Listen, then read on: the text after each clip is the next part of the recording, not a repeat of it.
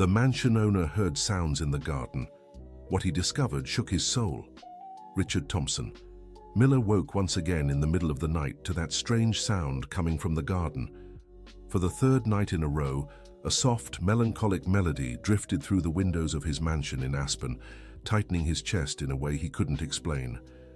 It was as if someone was humming the same song his late wife Catherine used to sing while tending to the rose bushes.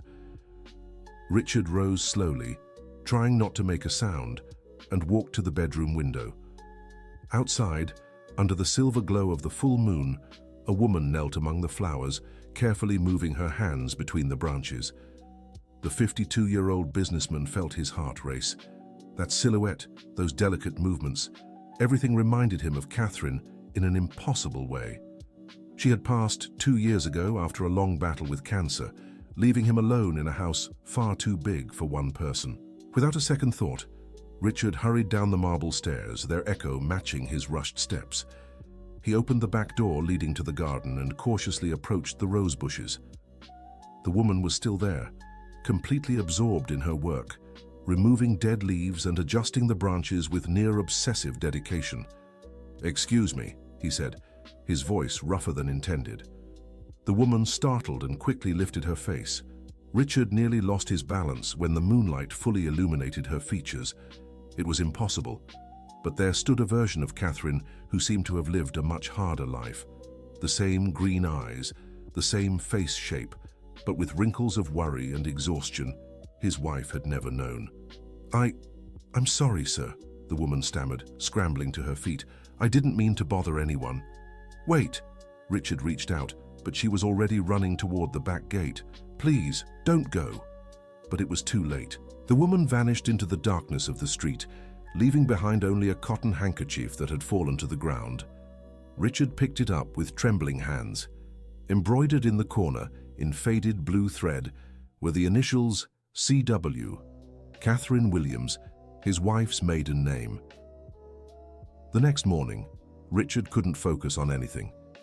Sitting in his office at the construction company he'd led for decades, he kept staring at the handkerchief on his desk, searching for a logical explanation for what he'd seen.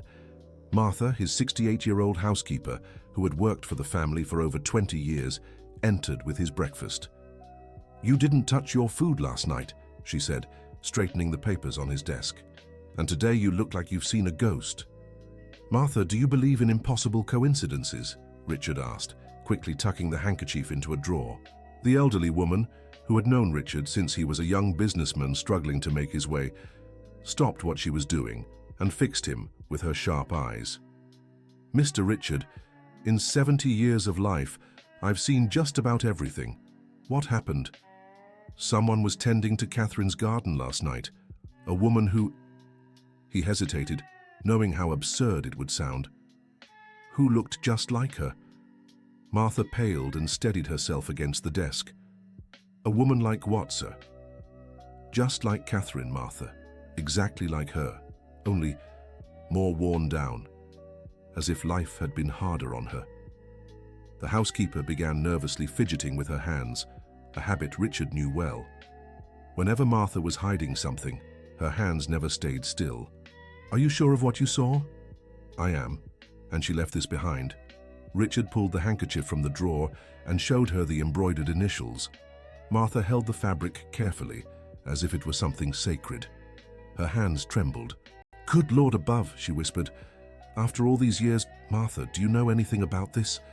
The elderly woman sank heavily into the chair across the table, seeming to age 10 years in mere seconds.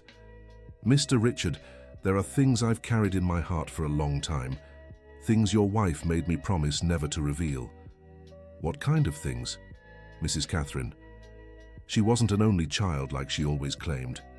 Dear listener, if you're enjoying the story, don't forget to like and especially subscribe to the channel. It helps us newcomers so much. Now, continuing. Richard felt as if the ground had opened beneath his feet. In 15 years of marriage, Catherine had never mentioned having siblings. She always said she was an only child and that her parents had passed before they met. "What do you mean, Martha? Explain this properly."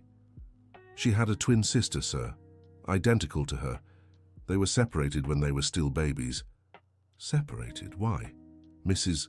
Martha sighed deeply, as if carrying a weight for decades. Their parents divorced when the girls were just 6 months old. It was an ugly separation, filled with hatred on both sides. Each took one daughter and swore never to speak again, or let the girls know about each other. That's monstrous. How could anyone separate twin sisters? It was a different time, Mr. Richard. Both were blinded by rage. Catherine's father was a proud man, the kind who'd rather break than bend. He kept Catherine and moved to New York City. The mother took the other girl to rural Kentucky. Richard ran his hands through his hair, struggling to process it all. And how do you know all this? Because I worked for their family when the girls were born. I was their nanny.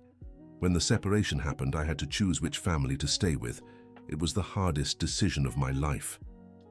Tears began to stream down the housekeeper's face. I chose to stay with Catherine's father because he offered better pay, but my heart shattered seeing those two children torn apart. They cried so much when they couldn't see each other. And when did Catherine find out? Only a few months before she passed, sir. She hired a private investigator and uncovered the whole truth. She managed to find her sister. Richard abruptly stood from his chair. She found her sister and never told me? Mrs. Catherine made her sister promise never to seek you out or show herself here. She was very ill and didn't want to cause more pain. But she asked for one thing. What? That her sister would tend to her garden after she was gone. That she'd keep the rose bushes she loved so much alive, but only at night so as not to disturb anyone. Richard felt as if he'd been betrayed by his own wife. How could Catherine hide something so important? How could she deprive her twin sister of knowing the family they could have had? Where does this woman live, Martha? I don't know, sir. Mrs. Catherine never told me. I only know she comes to care for the flowers every week, always in the dead of night. And you knew she was coming here? I suspected. Sometimes I'd notice the rose bushes looked different in the morning, better tended. But I never saw anyone. Richard spent the rest of the day unable to work. His mind raced, trying to understand why Catherine had kept such a massive secret. She had always been transparent, sharing everything with him. Why hide the existence of a twin sister? That night, he stayed awake, waiting. At 2 in the morning, the sound returned. The same soft, melancholy melody Catherine used to hum. Richard crept downstairs and positioned himself behind the large living room window where he could see the entire garden unseen. There she was again.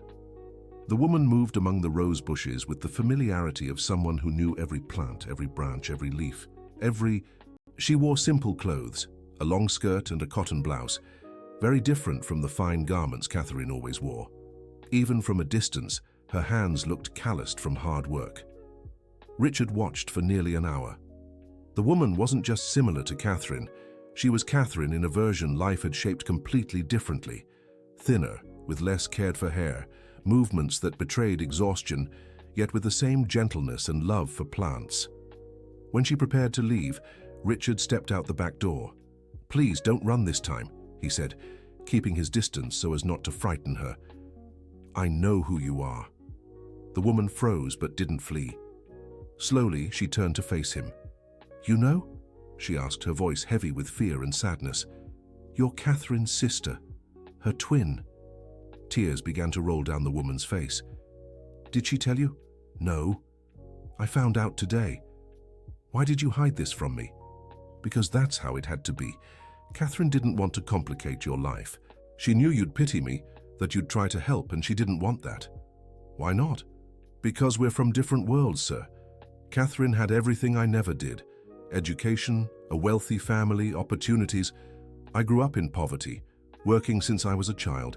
She didn't want you to feel obligated to take care of me because of her." Richard stepped closer slowly.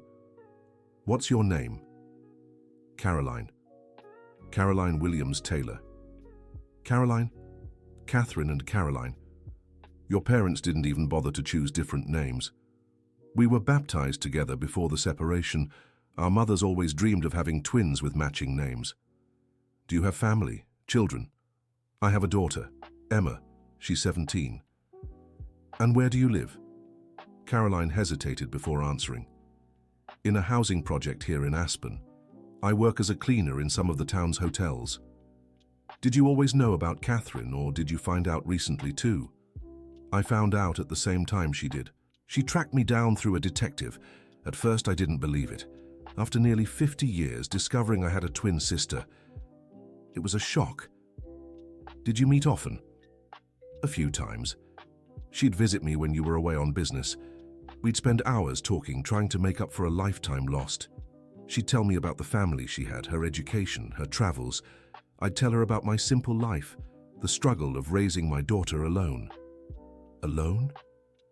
Emma's father left us when she was born, said he wasn't ready to be a father. Since then, it's just been her and me. Richard felt his chest tighten.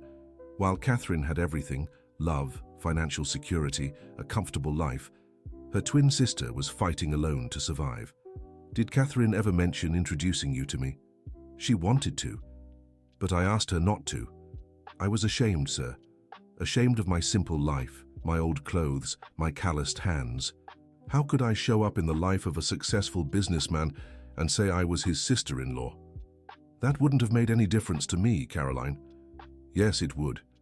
You'd have felt obligated to help us, and I don't want charity from anyone. I'd rather struggle with dignity than accept handouts. It wouldn't be charity, it would be family. Caroline shook her head. Catherine said the same thing. But I couldn't accept it. For 48 years, I lived without knowing I had a sister.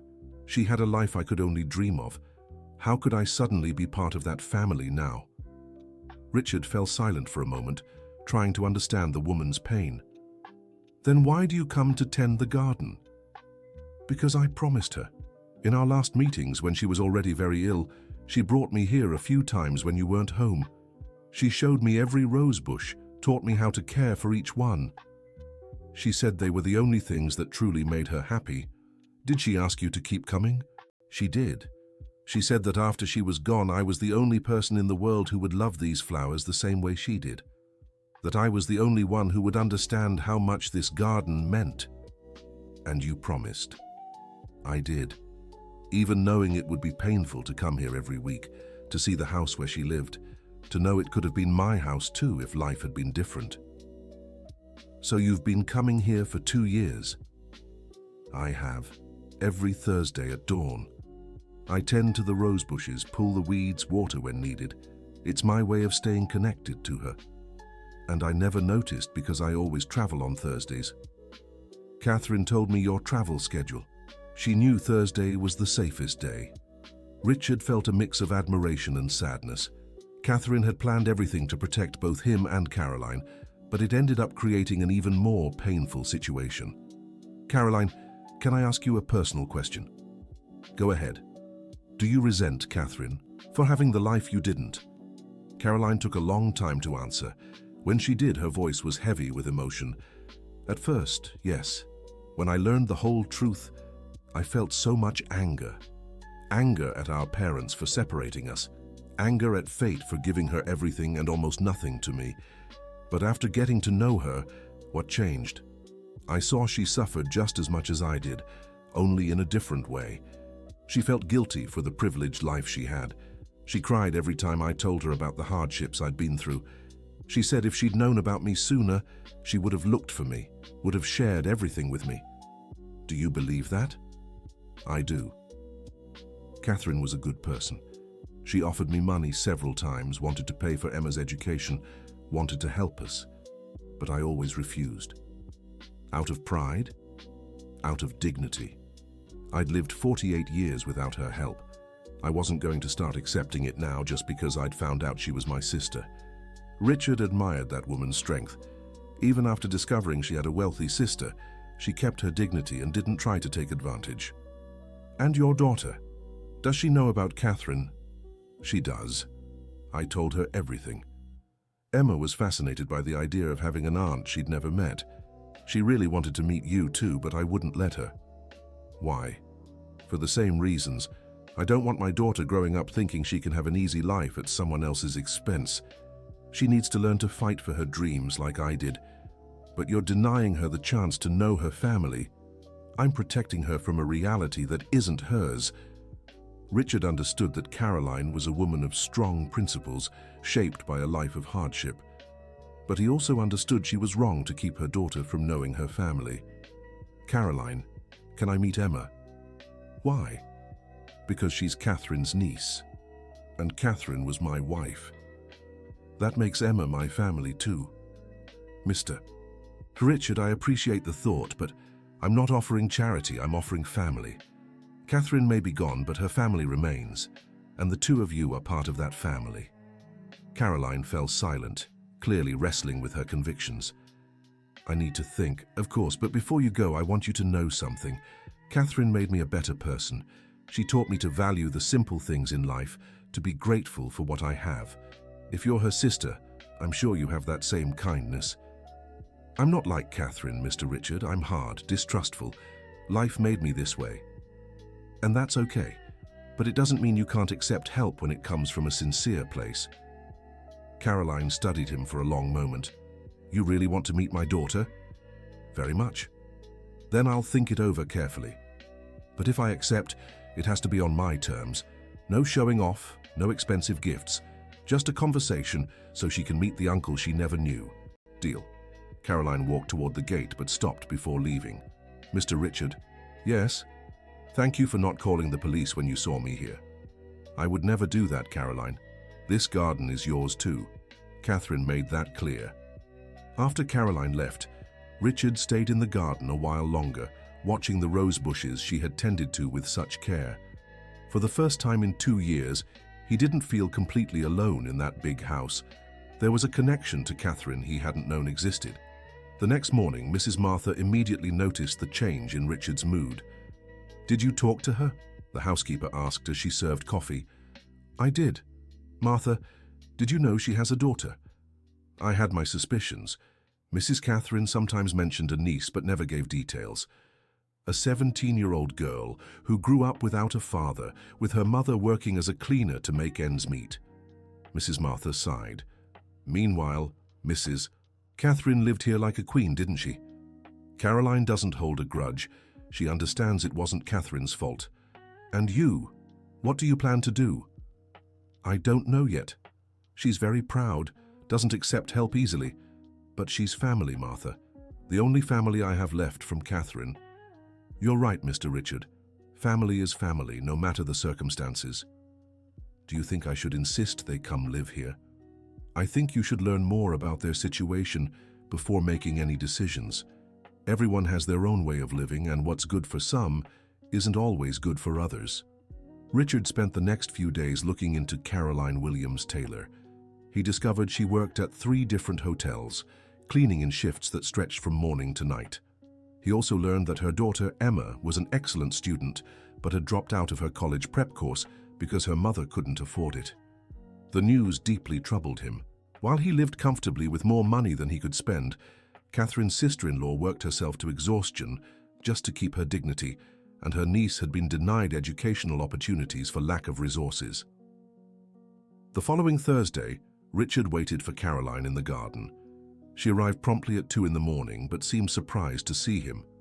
"I thought you were traveling," she said, hesitating near the rose bushes. "I cancelled the trip. I wanted to talk to you again." "About what?" "About your daughter.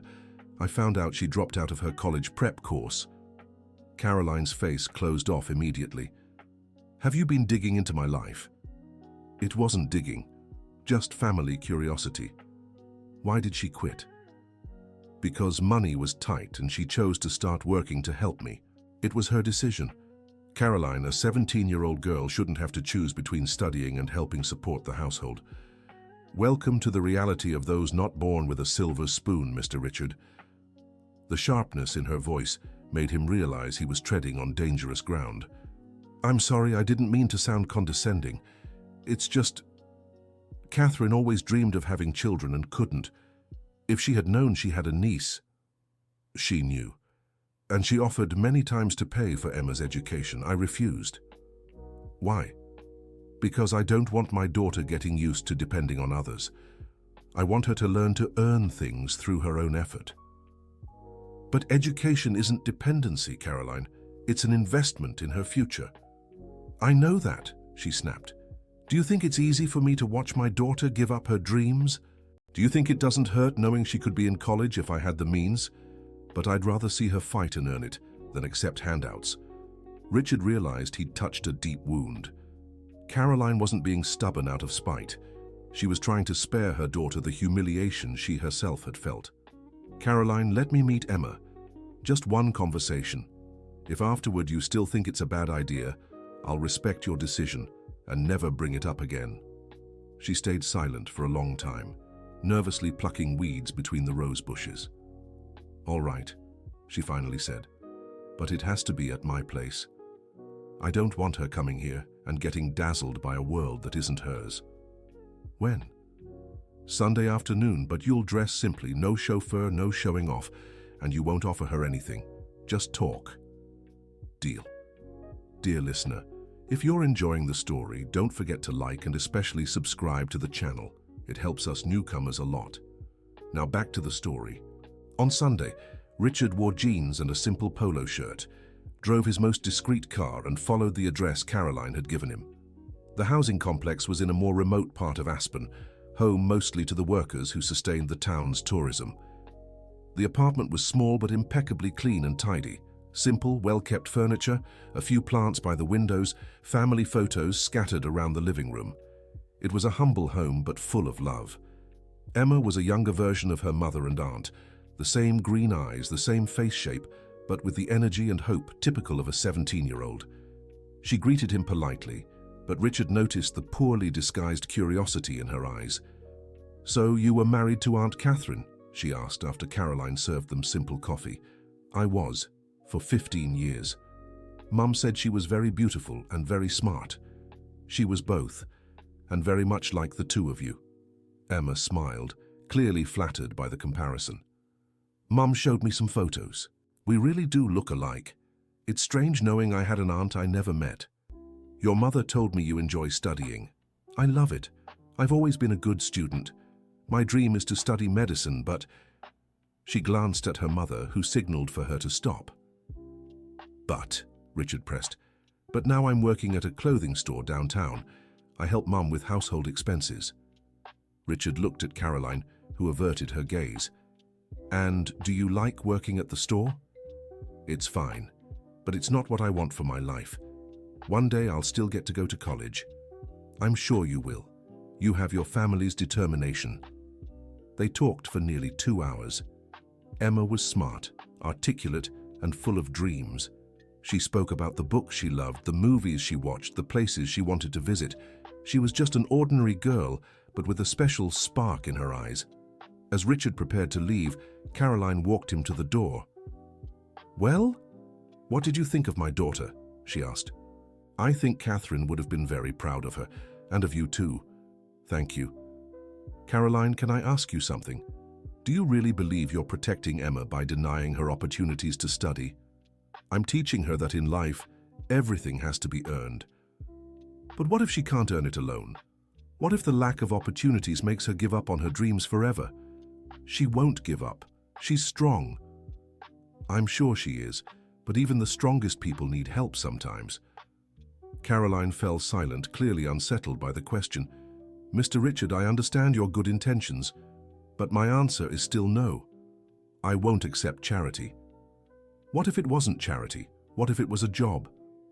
"What do you mean?" "I need someone to take care of Catherine's garden.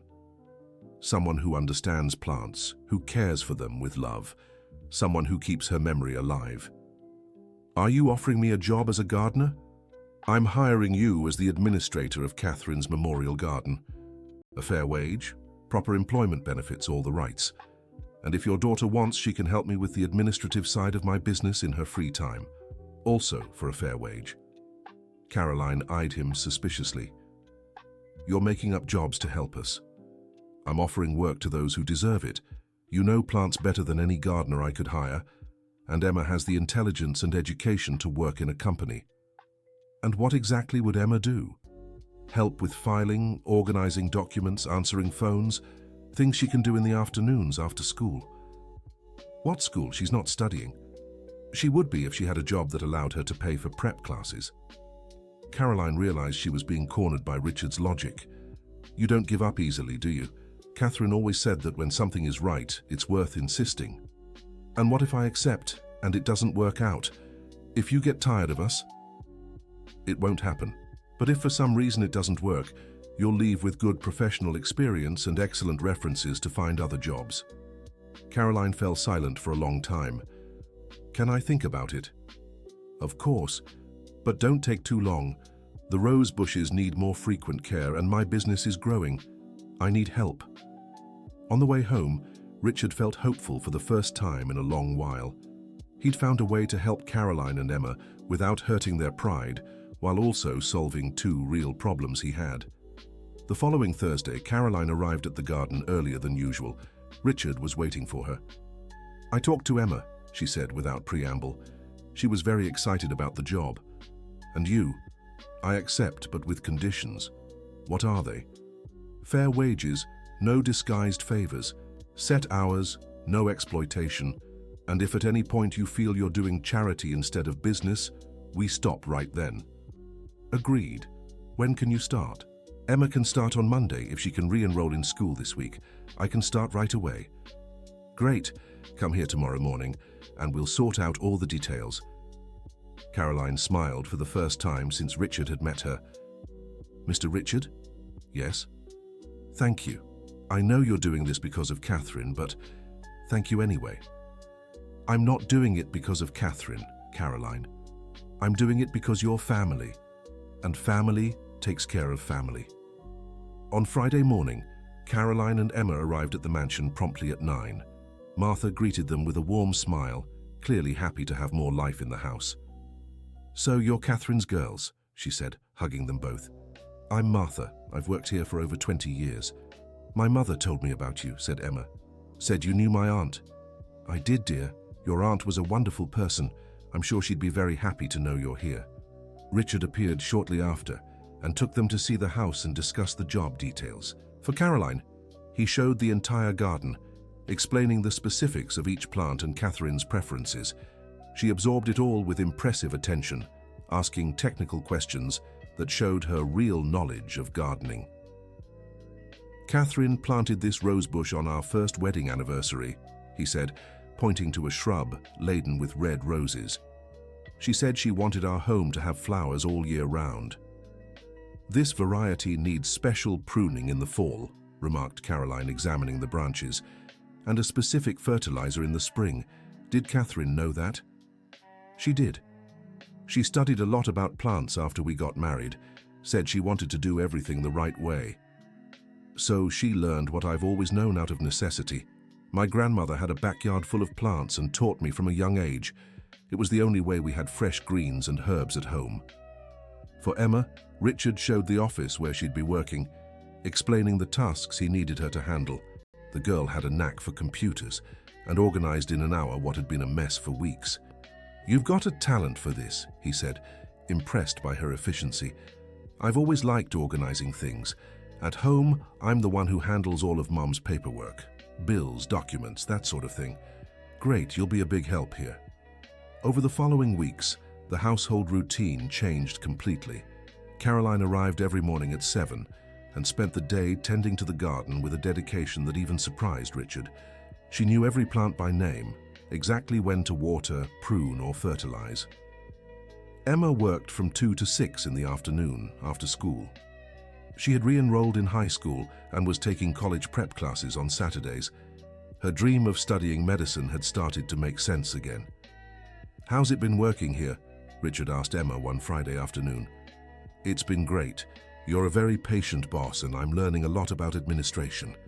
Who knows, maybe one day I'll start my own medical consulting firm. You're already thinking about your professional future. Always have. My mom taught me it's important to have plans, even when things are tough. She always said life would get better if we didn't give up. Your mother is a very wise woman. Yeah, sometimes I get mad at her for being so proud, but I understand it was that pride that kept our heads up all these years. Richard began to understand Caroline's personality better through her daughter's words. She wasn't stubborn out of spite. She was a woman who'd learned that dignity was sometimes the only thing that couldn't be taken from her. A month after they started working, Richard had an unexpected visitor. His son, Michael, who lived in New York City and worked for a multinational, showed up unannounced one Friday evening. "Dad, I need to talk to you," he said, looking concerned. "Of course, son. What's wrong?" "I heard from some acquaintances that you hired 2 women to work here, women who claim to be related to Mom." Richard sighed. He knew this conversation was inevitable. "They don't claim to be related to your mother, Michael. They are related to her." "What do you mean?" "Your mother had a twin sister who was separated from her as a baby. I found out a few weeks ago." Michael's jaw dropped. "A twin sister? Mom never said anything about that." "Because she only found out shortly before she passed, and she asked her sister never to reach out to us. And now you've hired this woman and her daughter. Dad, this could be a scam." "It's not a scam, Michael. I've seen the birth certificate, the old photos. It's real. Even if it is real, that doesn't mean you're obligated to support them. I'm not supporting anyone. They work here and earn fair wages for what they do." "Dad, you're being naive. These women found out they had a wealthy relative and came after the money. Michael, you're talking about a woman who turned down your mother's financial help multiple times, who's worked since childhood to raise her daughter alone, who only took this job because I insisted. She doesn't strike me as someone after easy money." "All scammers do the same thing, Dad. They pretend not to want anything to seem more trustworthy." Richard got irritated by his son's suspicion. "Michael, do you know these women? Have you even talked to them?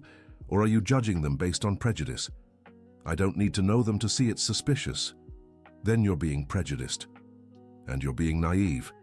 The argument was interrupted by the arrival of Mrs. Martha, who came to announce that dinner was ready. "Mrs. Martha," said Michael, "do you know these women my father hired?"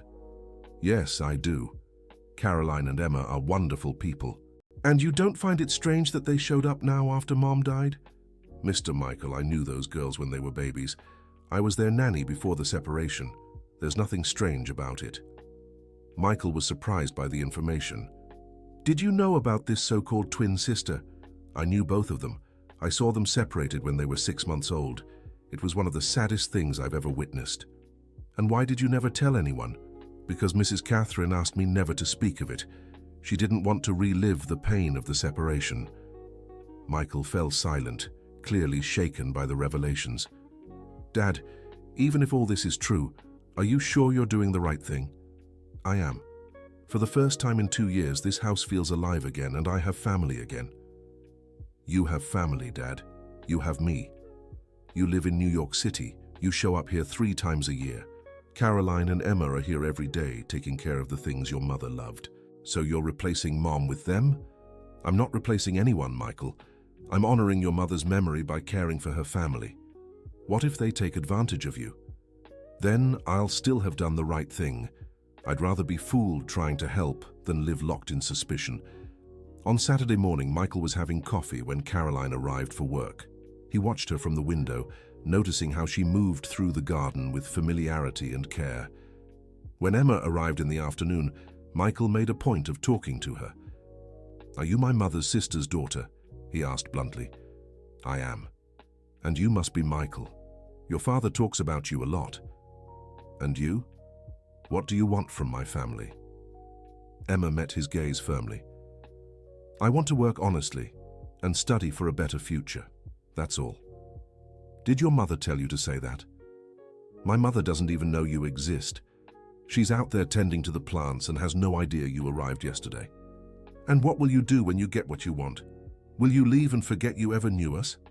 "I'll do what anyone does when they grow up, build my own life, but I'll never forget your father's kindness." "Kindness or naivety? That's for you to decide. But from the way your father speaks of you, I'd say kindness runs in the family." Michael was surprised by the maturity of her answer. "How old are you again?" 17, but life taught me to grow up fast." "How so?" "When you grow up watching your mother work 15-hour days just to pay rent, you learn quickly the world isn't all sunshine and roses. And now that things have improved, don't you think you've gotten too lucky?" "I think my mother deserved this luck. She worked her whole life without complaint, always honest, always dignified. If anyone deserves a better life, it's her." "And you?" I deserve the opportunities I'm getting, but only if I make the most of them. No one owes me anything just because I exist. Michael was struck by the girl's humility and determination. You really want to study medicine? It's been my dream since I was little. I've always wanted to help people who can't afford quality healthcare. How do you plan to do that? Working in clinics, doing community service, I don't know. I still have time to figure out the details. What if you don't pass the college entrance exam? I'll try again, and again, until I make it. Michael recognized in the girl the same determination he'd seen in her mother when she was fighting her illness. On Sunday, before returning to New York City, Michael sought out his father. Dad, I spoke with Emma yesterday. And what did you think? She reminds me of Mom, not just physically, but in how she faces life. That's true. Catherine had that same determination when she was young. And her mother. Caroline is more reserved, but she has incredible strength. She raised a wonderful daughter alone, always keeping her dignity. Dad, I'm sorry for doubting you. I think I was afraid you might be taken advantage of. No need to apologize, son. It's natural for you to want to protect me, but sometimes protecting too much can also be harmful. What do you mean? I mean, maybe you should spend more time here, get to know this new family that's come into our lives. You want me to move here? Not necessarily, but your life can't be just work. Family is important too. You're right, Dad. I'll try to visit more often. That would be good. Emma liked you despite the interrogation. How do you know? Because she asked me if you were always so protective of me, or if it was just distrust. And what did you say? That you've always been protective, but sometimes protection can become a barrier. Message received, Dad. Dear listener, if you're enjoying the story, please take a moment to like and subscribe to the channel. It helps us a lot as we're just starting out. Now, continuing. In the weeks that followed, the household settled into its new rhythm. Caroline became not just the gardener, but a guardian of Catherine's memories. She knew every corner of Catherine's garden, the story behind every plant. One afternoon, while watering the rose bushes, Caroline found a small box buried near the red rose. Inside was a sealed letter with Caroline written in Catherine's handwriting. With trembling hands, she opened it and read, "My dear sister, if you're reading this, it means you've kept your promise to tend my garden. I buried this letter here because I knew you'd find it one day, when you were ready for my last words. Forgive me for hiding your existence from Richard and Michael. I feared you'd feel obligated to accept help, and I knew your pride wouldn't allow it. But now that I'm gone, I hope you found a way to let them care for you as families should. You were the missing half of my life, Caroline. In the few months we shared, I felt whole for the first time. You taught me happiness isn't in what we have, but in who we love. I tended this garden with such care because it was the one thing I could leave for you. Every plant here was chosen with you in mind, the sister I lost and found again. If you're reading this with Richard, know he's a good man who will love you as a sister and care for Emma as his own. Don't let pride keep you from happiness together. And if you're alone, go to him and show him this letter. He needs to know you have my blessing to be part of this family. Thank you for forgiving me. Thank you for loving me despite my having everything you didn't. Thank you for letting me be your sister in my final days. Take care of our family, Caroline.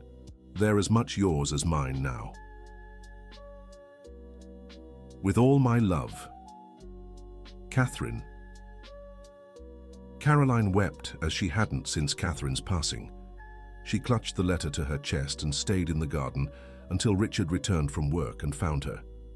"Caroline, what's wrong?" he asked, seeing her in tears. Unable to speak, she simply handed him the letter. Richard read it silently, and when he finished, his eyes were also moist. "She knew," he whispered.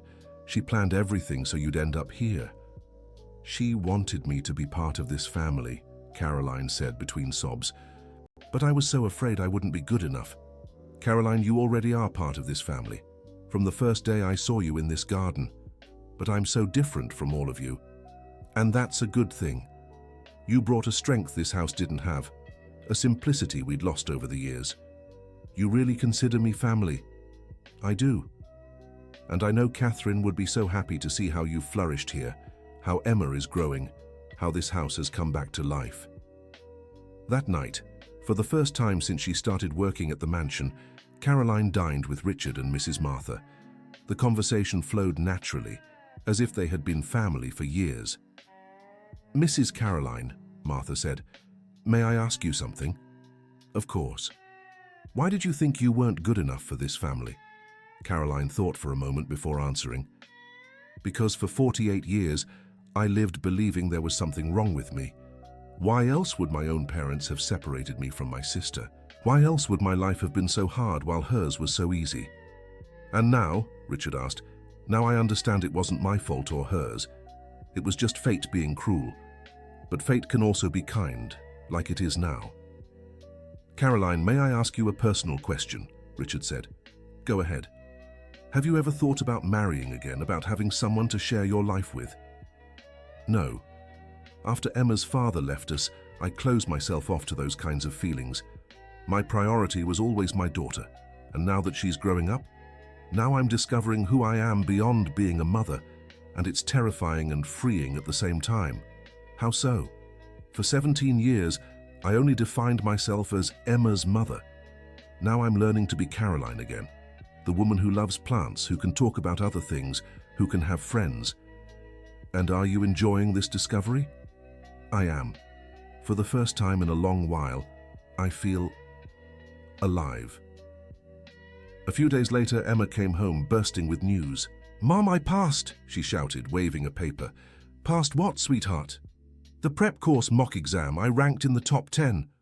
Caroline hugged her daughter, crying with emotion. "I knew you could do it. And there's more. The professor said if I keep this up, I have a real shot at getting into the state university." "My daughter's going to be a doctor," Caroline said, beaming with pride. "Yes. And when I graduate, I'll open my own practice, and you'll be my business partner." "Me?" "You. You've learned so much about management working with Mr. Richard. You could totally handle the business side of a medical practice." Caroline had never imagined a career beyond cleaning or gardening. The idea of being a partner in a medical practice seemed like an impossible dream. "Sweetheart, do you really think I'm capable of that?" "Mom, you raised a daughter alone, worked 3 jobs at once without missing a single day, managed our finances even when money was tight, and in just a few weeks, you turned this into the most beautiful garden I've ever seen. If that's not capability, I don't know what is." That night, Caroline told Richard about Emma's achievement and her daughter's plans. "Her own practice," he said, impressed. "Emma doesn't think small. She's always been a dreamer. I used to worry she'd be disappointed by reality. And now I think she can achieve anything she wants. Having people who believe in her made all the difference." "Caroline, have you ever thought about what you want to do when Emma leaves home for college?" "She won't leave home. The state university is right here in Aspen. But what about after? When she graduates, gets married, starts her own family?" Caroline fell silent. It was a reality she preferred not to think about. "I don't know. I suppose I'll keep working here if you'll have me. I'll always want you here. But you need to think about yourself too, about your own dreams." "My dreams have always been her dreams." "And your personal dreams? What does Caroline want for Caroline?" She took a moment to answer. "I want peace. I want to wake up in the morning without fear of what the day will bring. I want to have people I care about close by. I want to keep tending this garden because it connects me to Catherine, and I want to see my daughter happy and fulfilled." "Is that all?" "For someone who spent 48 years just fighting to survive, that's a lot. You're right, but maybe you'll want more as you get used to peace. Maybe." A few months later, Michael came back for a longer visit. This time, he arrived on a Saturday and stayed for a full week. "Dad, the house looks completely different," he said, admiring the blooming garden. "Caroline has magic hands. The garden has never been this beautiful." "And Emma, how's she doing in school?" "Really well. She ranked 3rd overall in her last mock exam." "Impressive. Will she get into med school?" "I'm sure of it. She has her mother's dedication and Catherine's intelligence." During the week, Michael observed the household routine and was struck by how naturally Caroline and Emma had become part of the family. There was no excessive formality or forced closeness, just a harmonious, natural bond. "Emma," he said one afternoon, "can I go with you to your prep course today?" "Of course. But why?" "Curiosity. I want to see what these classes are like, the ones preparing you for medicine." At the prep course, Michael was impressed by Emma's dedication. She took detailed notes, asked smart questions, and interacted well with her classmates. "You really love studying," he remarked on the way back. "I do. It's always been my escape." "Escape from what?" "From the worries at home. When I was studying, I didn't think about overdue bills, unpaid rent, or an empty fridge. I'd transport myself to a world where everything made sense. And now, is it still an escape? Now it's a plan for the future. Before, I studied to forget the present. Now I study to build the future." "What kind of doctor do you want to be?" "I want to work in public health. I want to treat people who can't afford private insurance, like Mom and I always were. That's a tough field. Few resources, lots of work, not the highest pay." "I know, but it's where I feel I can really make a difference." "Have you talked to my dad about this?" "Yes. He said he admired my choice, but warned me to be ready for the challenges." "And are you?" "I am. I grew up in hardship, Michael. It doesn't scare me." That night, Michael spoke with his father. "Dad, Emma impresses me more every day. She's a special girl. Catherine would be so proud of her. And Caroline. How do you see her now?" "As family. Like a sister I gained along with the sister-in-law I lost." "You don't feel like you're betraying Mom's memory?" "On the contrary, I feel like I'm honoring it. Catherine always wanted a big family, full of people who loved each other. Now I have that. Do you think Mom would approve?" "I'm certain of it. The letter Caroline found makes that clear." "Dad, can I tell you something?" "Of course." "I was afraid you'd grow too attached to these women and end up being taken advantage of. And now? Now I see they're just as attached to you as you are to them. And that's good for everyone. Michael, family isn't just about blood. It's about love, care, and being there for each other. Caroline and Emma give me that every day." "I understand, Dad, and I regret being so suspicious at first. You were protecting someone you love. There's nothing wrong with that. But I almost kept our family from growing. Almost, but you didn't. And now you're part of this new family dynamic." On the last day of Michael's visit, Caroline sought him out for a talk. "Michael, can I tell you something?" "Of course, Caroline." "I know you had your doubts about me and Emma, and I completely understand. If I were you, I'd have felt the same way." "Caroline, let me finish. I want you to know I'd never do anything to hurt your father. He's become so important to me, like the brother I never had. I see that now. And I want you to know that if you ever feel our presence here isn't good for him anymore, Emma and I will leave without drama or hard feelings. His well-being comes first." "Caroline, that'll never happen. You're good for him, for all of us. Still, I wanted you to know. Can I tell you something too?" "Of course. My mother always wanted a sister. When we were kids, she'd sometimes say she felt lonely being an only child. Now I understand why. She missed me?"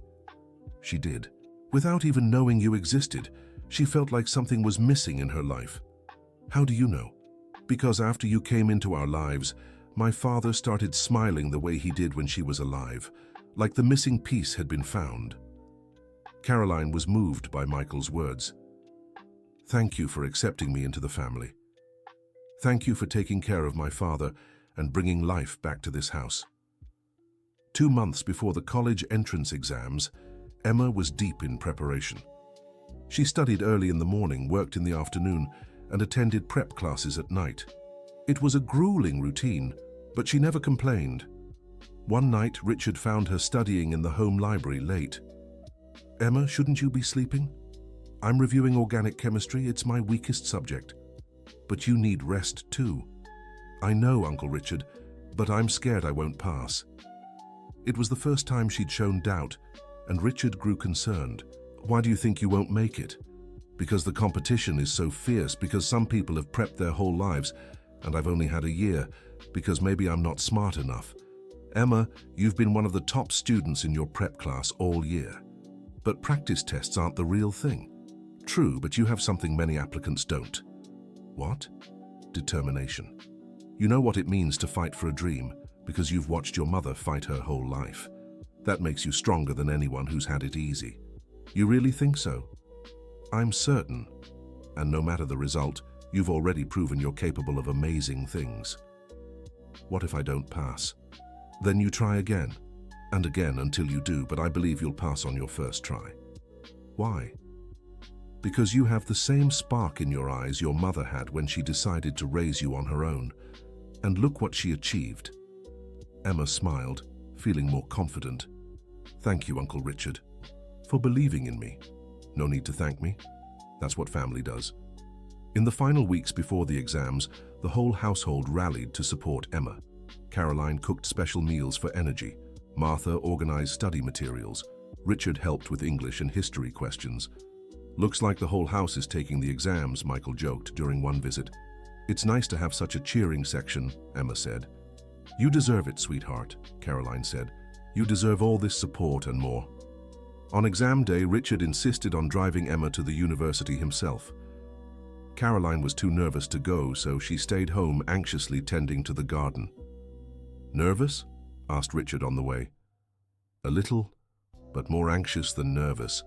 It's natural, but remember, you've already overcome the hardest part.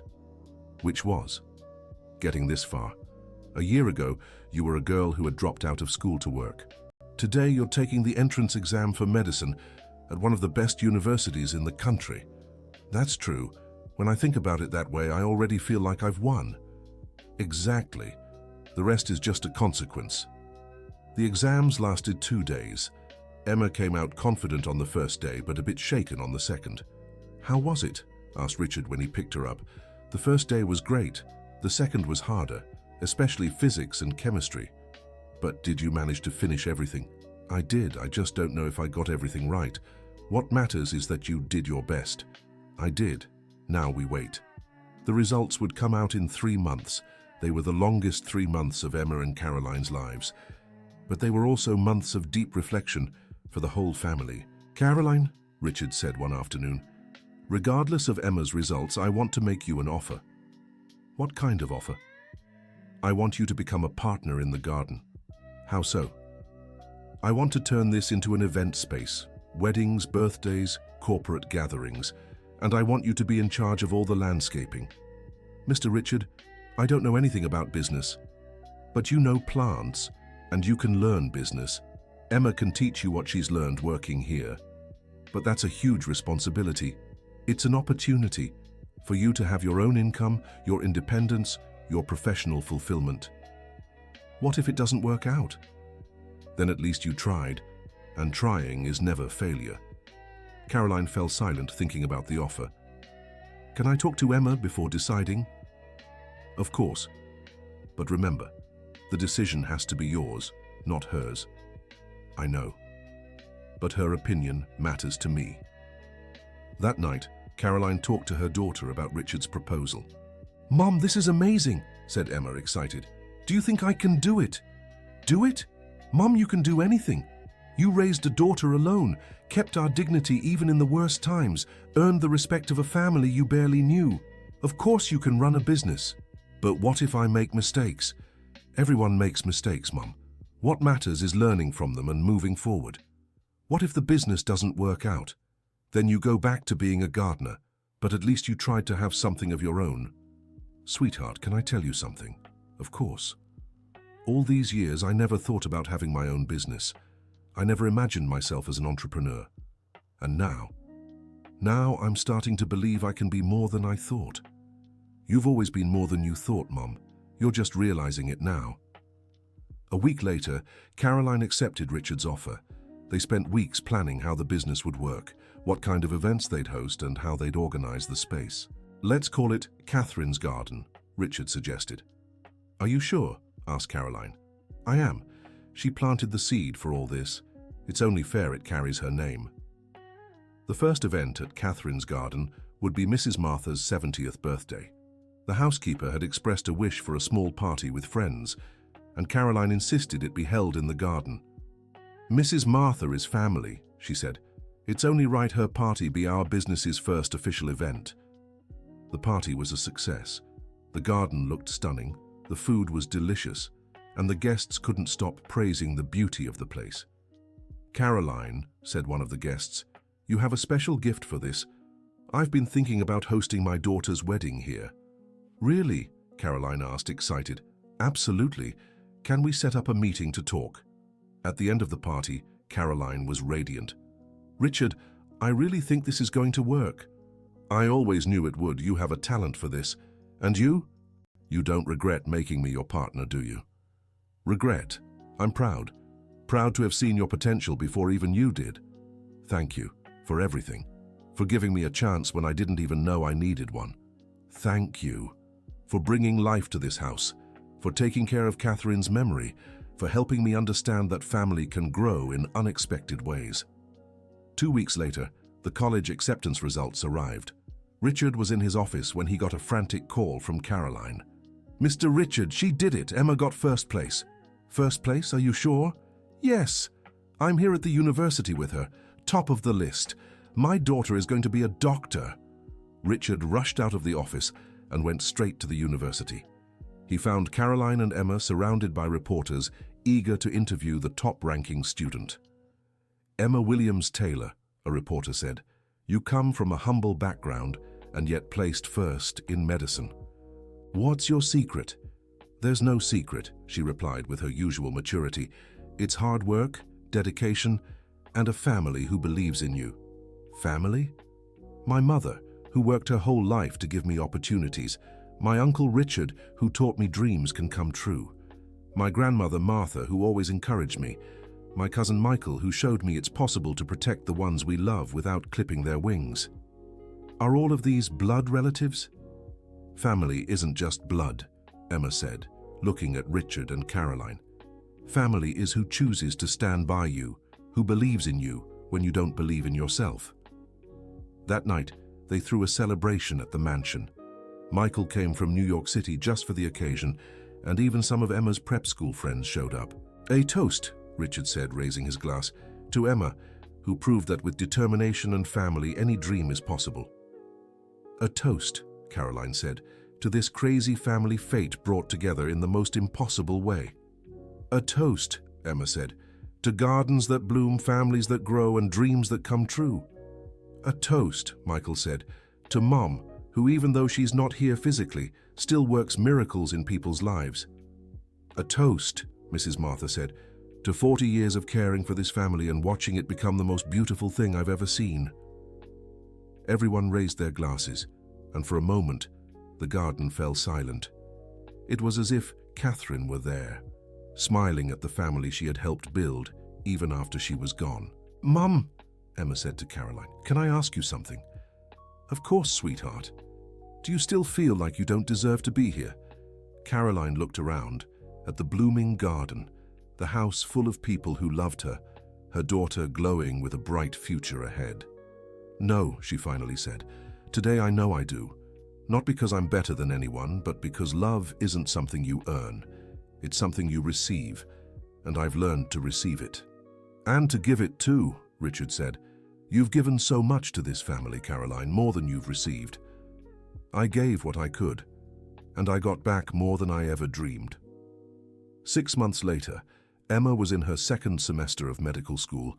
Caroline had become a successful entrepreneur with Catherine's garden, and the family had found a perfect balance. "Can you believe 2 years ago you didn't even know I existed?" Caroline asked Richard one afternoon as they tended the rose bushes together. "Sometimes it feels like I've always known, like you were the missing piece of the puzzle. It's funny how fate works, isn't it? Catherine had to leave so I could find my way here. Maybe she knew that all along. Maybe that's why she hid her existence while she was alive." "What do you mean?" "Maybe she knew I'd need you after she was gone, and that you'd need me too. You think she planned all this? Not consciously, but subconsciously. Who knows? Planned or not, it worked. It worked better than planned. It worked perfectly. At that moment, Emma arrived from the university with more news. "Guys, I have an announcement," she called from the gate. "What is it now?" asked Caroline, already used to her daughter's surprises. "I got selected for a research program." "What kind of program?" asked Richard. "Public health research. I'll be working on developing health policies for underserved communities." "My daughter's going to change the world," said Caroline, proud. "I'll try. But now I know for sure I'm not alone in this journey." "You'll never be," said Richard. "Family is forever." "Even when I graduate and move out?" asked Emma. "Especially when you move out," said Caroline, "because then you'll carry our strength with you wherever you go. And you'll always have a home to come back to," Richard added. That night before bed, Caroline went to the garden for one last check on the plants. It was a habit she'd kept since arriving there. "Catherine," she whispered to the rose bushes, "thank you for giving me the family I always dreamed of, for showing me I could be more than I imagined, for watching over my daughter, even when you weren't here." A gentle breeze rustled the rose leaves, and Caroline smiled. She didn't believe in ghosts or supernatural signs, but she believed true love left marks that transcended physical life. "I'm taking good care of our family," she said, "and I'll keep doing it forever." When she went inside, Caroline found Richard in the kitchen making tea. "Can't sleep?" she asked. "Just thinking." "About what?" "How strange life can be. 3 years ago, I was a lonely man in a house too big, with no future in sight. Now I have a growing family, a thriving business, a life full of meaning. Yeah, life really takes turns we don't expect." "Caroline, can I ask you something?" "Of course." "Are you happy?" She didn't hesitate. "Very. For the first time in my life, I'm completely happy. Even knowing it took 48 years to get here? Especially knowing that. Because now I know how to cherish every moment of happiness." "And what do you want for the future?" "I want to see Emma graduate and fulfill all her dreams. I want Catherine's garden to grow and become a landmark in the city. I want to keep taking care of this family. And I want to grow old here, surrounded by the people I love." "And you're sure you don't want anything else?" "Like what?" "I don't know. Travel, see the world, have adventures." "Richard, I've had the greatest adventure possible. I found a family. I discovered I can be loved for who I am, not what I have. I learned I can dream and make those dreams come true. To me, that's more than enough." "You're right. Sometimes the greatest adventures happen right at home." "Exactly. Now shall we sleep? Tomorrow's another day to build this beautiful life we've made together." "Let's. Good night, sister." "Good night, brother." And for the first time since they'd met, they said goodbye as what they truly were, family. The end. Now tell us, what did you think of this family reunion story? Do you believe Caroline made the right choices in accepting this new family? Share your thoughts in the comments. We love reading every heartfelt message from you. And if this story touched your heart, don't forget to like and subscribe to the channel so you won't miss other moving narratives like this one.